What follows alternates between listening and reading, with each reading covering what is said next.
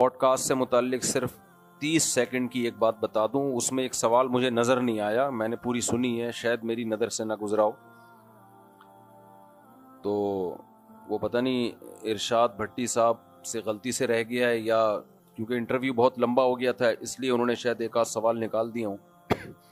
وہ مجھ سے یہ پوچھا تھا کہ شیخ الحدیث مولانا زکریا رحمۃ اللہ علیہ نے لکھا ہے کہ ہمارے والد صاحب ماں کی گود میں جب دودھ چھڑائے تو ایک پاؤ پارا حفظ کر چکے تھے.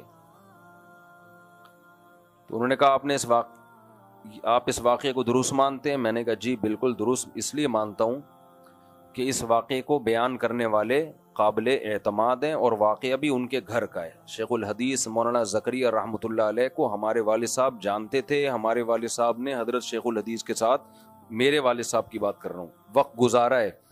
وہ ان کے تقویٰ, للہیت, ان کی عبادت بہت اچھی طرح جانتے نہیں تھے, دیکھا تھا, بلکہ علم مشاہدے پر مبنی تھا. اور صرف ایک ہمارے والد نہیں, والد صاحب بتاتے ہیں جب وہ اعتکاف میں بیٹھتے تھے تو مسجد میں پاؤں رکھنے کی جگہ نہیں ہوتی تھی. اور ان کی آپ بیتی میں بھی آپ ان کی عبادت کے واقعات دیکھیں. بہت عرصے تک وہ پاکستان اس لیے نہیں آ رہے تھے کہ تصویر کے جواز کی کوئی گنجائش ان کی سمجھ میں نہیں آ رہی تھی. بہت تقویٰ بہت تھا ان کے اندر. باقی یہ جو واقعہ ہے کہ والد صاحب نے 2 سال میں پاؤ پارا حفظ کر چکے تھے, تو ارشاد بھٹی صاحب نے جب مجھ سے پوچھا میں نے ان کو جواب دیا کہ اس سے زیادہ عجیب واقعہ حدیث میں ہے کہ ماں کی گود میں ایک شخص نے گواہی دی, ایک بچے نے, شخص نے نہیں بچے نے. حدیث میں آتا ہے پچھلی امتوں میں ایک شخص تھا جس پہ زنا کی جھوٹی تہمت لگ گئی. وہ عبادت گزار تھے بنی اسرائیل کے. ایک عورت کے ولد الزنا بچہ پیدا ہوا, اس نے بلی ڈال دی بزرگ کے اوپر کہ ان سے زنا ہوا ہے. تو لوگوں نے جا کے ان کا عبادت خانہ گرا دیا, توڑ پھوڑ دیا. تو اللہ تعالیٰ نے اس بچے کو زبان دی. ماں کی گود میں چند دن کا بچہ. وہ لوگ جب جمع ہوئے تو اس بچے نے کہا کہ جو میرا باپ ہے, یعنی ناجائز باپ, وہ فلاں چرواہا ہے, وہ یہ نہیں ہے. تو اب مجھے ایک بات بتاؤ, یہ اس بزرگ کی کرامت تھی یا نہیں تھی کہ اس کی پاک دامنی بیان کرنے کے لیے بچہ ماں کی گود میں بول رہا ہے, ایک بچہ بول رہا ہے ماں کی گود میں. تو جب ایک بچہ ماں کی گود میں بول سکتا ہے, جو کہ زیادہ مشکل کام ہے, کلیئر بول رہا ہے کہ وہ باپ ہے, یہ باپ نہیں ہے, حالانکہ بچے کو پتا ہوتا ہے میرا باپ کون ہے, تو بچے کو نہیں پتا ہوتا. تو یہ بچے کی بھی کرامت ہے کہ بچہ ماں کی گود میں بول رہا ہے کہ میرا باپ فلاں ہے. بچے کو کیسے پتا چل گیا؟ تو بار بار یہ بات کلیئر ہو جانی چاہیے کہ کرامت کا صدور اصل میں کس سے ہوتا ہے؟ اللہ سے. اللہ کے لیے سب ممکن ہے. اور یہ بچہ پیغمبر تھوڑی تھا, نہ اس کی ماں پیغمبر, بلکہ ماں نے تو زنا کیا ہے. ان بزرگ کی کرامت ہے کہ اللہ بچے کو ماں کی گود میں قوت گویائی عطا کر رہے ہیں. جبکہ شیخ الحدیث کا جو واقعہ ہے ان کے والد کا کہ ماں کی گود میں 2 سال میں 1 پاؤ پارا حفظ کر لیا, یہ تو رٹ کے سن کے بچہ کنٹینیو جب کوئی بات بار بار سن رہا ہوتا ہے تو یہ تو سائنٹیفکلی ممکن بھی ہے کہ وہ رٹے رٹائے کلمات اپنی زبان سے نکال لے. یہ تو سائنٹیفکلی ممکن بھی ہے. اس کو کرامت ماننے میں کیا حرج ہے؟ پھر وہی بات ہے, جن کے ہاں بزرگ نہیں ہوتے ان کو یہ باتیں سمجھ میں نہیں آتی. ہم لوگ کا پورا سلسلہ صحابہ تابعین سے لے کے سینہ بسینہ, اس لیے ہمارے ہاں کرامتوں کی بھرمار ہے. ہاں ہم یہ ضرور کہتے ہیں کہ کرامت کا ثبوت کسی مستند ذریعے سے ہونا چاہیے, ورنہ نہیں مانی جائے گی اس کو. اور جس کے سے صادر ہو اس کا بزرگ ہونا بھی ثابت ہونا چاہیے. اور تیسری بات یہ, بلکہ بزرگ ہونا بھی ضروری نہیں ہے, کسی بزرگ کی برات کا اعلان کے لیے بھی ہوتا ہے. وہ بچہ بزرگ تھوڑی تھا جو ماں کی گود میں بول رہا ہے. ثبوت اوتھینٹک ہونا چاہیے اس کا, اور قرآن و سنت کے خلاف کوئی بات نہ ہو اس میں. یعنی ان کرامتوں کو کے واقعات سنا کے آپ لوگوں کو قرآن و حدیث کے اگینسٹ نہ لے کے جا رہے ہوں.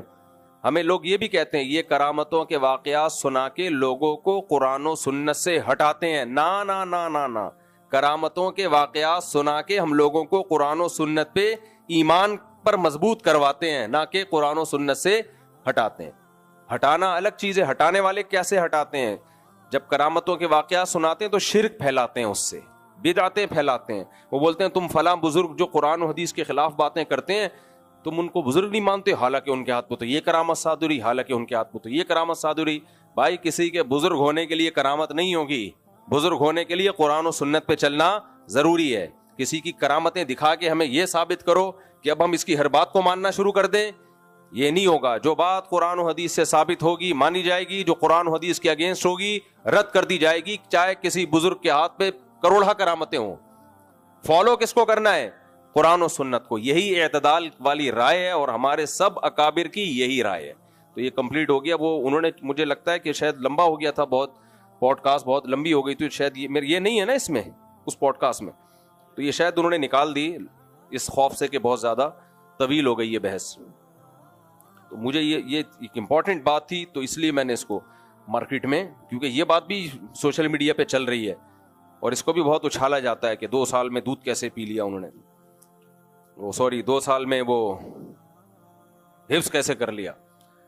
اور کل میرے جو اپنے شیخ ہیں مفتی عبد الرحیم صاحب, انہوں نے اس سے ملتی جلتی کرامت اپنے گھر کی بتائی ہے, لیکن میں ابھی بتا نہیں رہا آپ لوگوں کو, وہ بھی اس سے ملتی جلتی ہے, لیکن اس لیے نہیں بتا رہے کہ بھائی ہم ان قصوں میں ڈالنا نہیں چاہتے آپ کو کہ ایک بحث چھڑ جائے کہ وہ بھائی مفتی طارق مسعود صاحب کے بزرگ کی بھی کرامت آ گئی سامنے, فلاں کے بھی کرامت آ گئی. تو میں نے اکثر و بیشتر اپنے واقعات میں, اپنے بیانات میں کرامتوں کے واقعات نہیں سناتا, اور ہمارے اکابر بھی نہیں. اب جو کتاب میں جب کرامتیں جمع ہوں گی پھر تو بھائی بہت ساری نا, وہ تو اکٹھی کر دی جائیں گی, تو اس سے تو پھر ایسا ہی لگتا ہے پوری امت میں کرامتیں ہی ہوتی نہیں ہیں. وہ ایسا نہیں ہے, وہ مؤلف نے کیا کر دیا, ان سب کو ایک جگہ جمع کر دیا. چلو بھائی, آج ہم نے 26واں پارہ پڑھا ہے. کچھ ہمارے ساتھ بھی ہوئی ہیں کرامتیں, لیکن ہم بتاتے نہیں. میرے ساتھ بھی ہوئی ہیں, لیکن مجھے پتا ہے میں اعمال میں کتنا کمزور ہوں. میں اس لیے نہیں بتاتا کہ یار میرے جیسا نالائق آدمی کو لوگ نیک سمجھنا نہ شروع کر دیں کہیں, اس سے میرا بیڑا غرق ہونے کا خطرہ زیادہ ہے. تو اپنے اعمال تو پتا ہوتے ہیں انسان کو کہ ہم ہیں کتنے پانی میں, اور 2-4 کوئی ایسے کوئی بہت راکٹ سائنس کرامت نہیں ہے, کوئی آپ سمجھے کہ میں بھی تخت اٹھا کے لے آیا تھا اور جو ہے وہ, یا وہ کوئی اس طرح کے بہت کوئی راکٹ سائنس نہیں ہے, وہ اچھمبے کا واقعہ ہی ہے, وہ عام طور پہ ایسا ہوتا نہیں ہے. لیکن میں اس لیے نہیں بیان کر رہا, ہمیں اپنی اوقات معلوم ہے, اور یہ بھی ہو سکتا ہے کہ کوئی اتفاق سے ایسا ہو گیا ہو, کیا خیال ہے, تو اس لیے ہم بیان نہیں کرتے. تو وجہ یہی ہے کہ ہمیں پتہ ہے ہم کتنے پانی میں ہیں.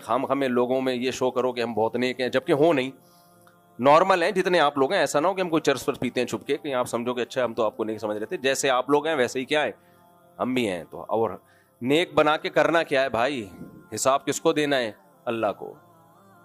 نیک نہیں ہوئے پھینٹی پڑے گی وہاں پہ صحیح ہے. اور اگر نیک نہ ہوئے, لوگوں نے نیک سمجھا, تو زیادہ خطرہ ہے پھینٹی پڑنے کا.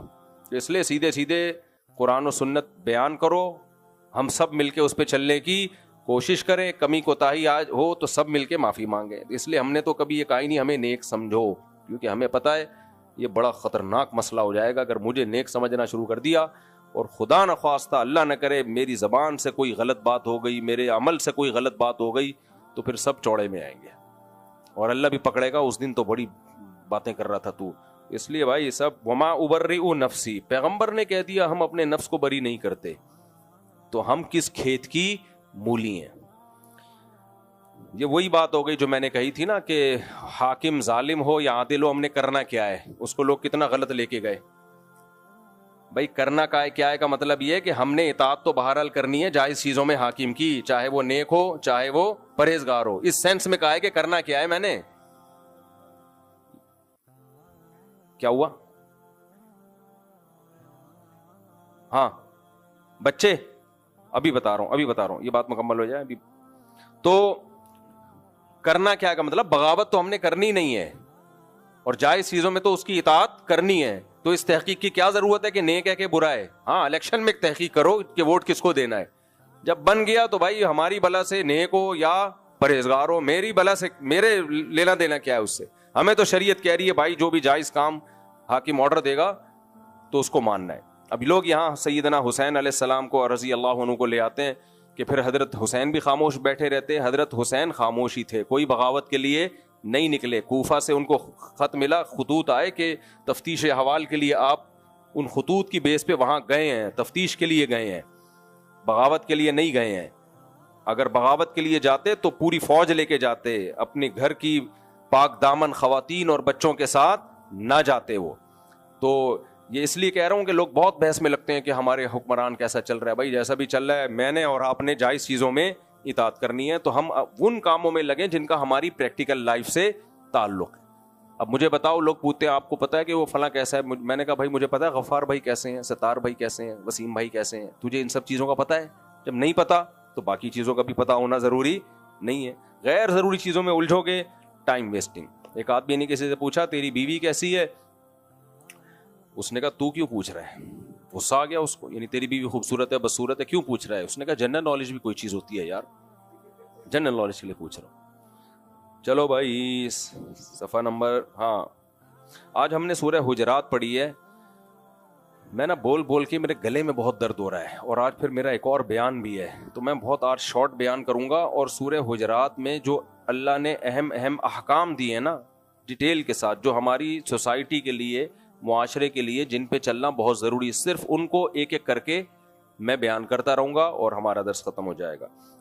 اللہ تعالیٰ نے سورہ حجرات کو شروع کیا سب سے پہلے لا تقدموا بین یدی اللہ ورسولہ, اے ایمان والو اللہ اس کے رسول سے آگے نکلنے کی کوشش مت کرو. کیا مطلب؟ اپنے خاندان, اپنے کلچر, اپنی پرمپرا, یہ سب چیزیں شریعت سے پیچھے رہیں, شریعت کو کراس مت کرو. جب آ جائے نا بھائی اسلام کا یہ حکم ہے, تو پھر یہ نہیں بولو میں پنجابی ہوں, میں پٹھان ہوں, میں سندھی ہوں, میں بلوچی ہوں, ہمارے خاندان میں ایسا, ہمارے کنٹری کا یہ لا, ہمارے ملک کا یہ قانون. نہ, اسلام سب سے بولو سپیریئر. دوسرا حکم اللہ نے دیا لا ترفعوا اصواتکم فوق صوت النبی, نبی کی آواز سے اپنی آواز کو اونچا نہ کرو. ولا تجہروا له بالقول کجہر بعضکم لبعض, نبی کو ایسے مت پکارو جیسے آپس میں ایک دوسرے کو پکارتے ہو, یعنی پیغمبر کا احترام کرو.